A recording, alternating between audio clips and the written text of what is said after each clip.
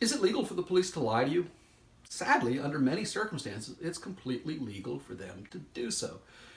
The general rule, certainly here in Alabama where I practice, is if the police are acting in good faith, they can use deception and trickery and artifice to try to solve crimes.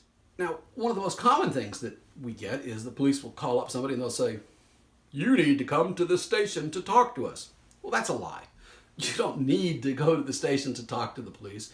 We have a little rule, it's called the Constitution, and in it, it has something called the Fifth Amendment that says you have an absolute right not to talk to prosecution or police or anybody of that nature, and you have a right to remain silent. So when the police say, "You need to come down and talk to us," it's baloney. But your wisest decision then is you talk to a lawyer right away before you go willy-nilly and talk to the police. If you're foolish enough to go talk to the police without having spoken with a lawyer, just bear in mind that, again, they can lie. They may tell you things like, "Oh, well, your DNA was all over the crime scene. Your fingerprints were there.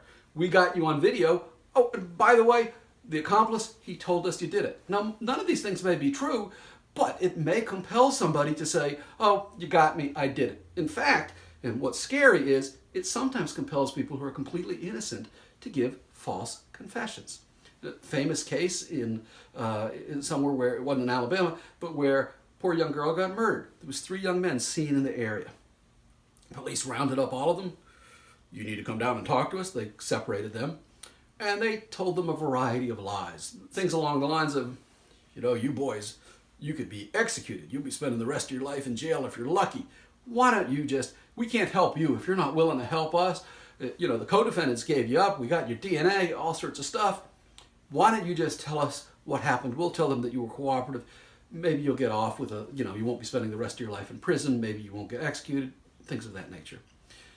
All 3 of these young men, who again were completely innocent, confessed. They all said, "Yeah, we were involved," each one. And they spent a long time in jail before the real killer was actually caught. And these guys were eventually released, but unfortunately for them, they spent a long time locked up awaiting their fate because they had been tricked into giving false confessions. So I want to be clear that the police can't always lie to you, but in many instances, it's perfectly legal for them to do so. If you have a situation like this, you need a lawyer to unravel it. The general idea and the general thing that lawyers look at and courts look at is, were the things the police said likely to produce false confessions? And of course, if they are, then that is unduly coercive, and it's possible that a judge would look at it and go, "I'm going to throw it out." Of course, then again, sometimes people can't get out of their false confessions and nobody believes that it's a false confession. So the moral of the story is, if you're facing any kind of a crime, you really need to talk to an attorney as quickly as possible.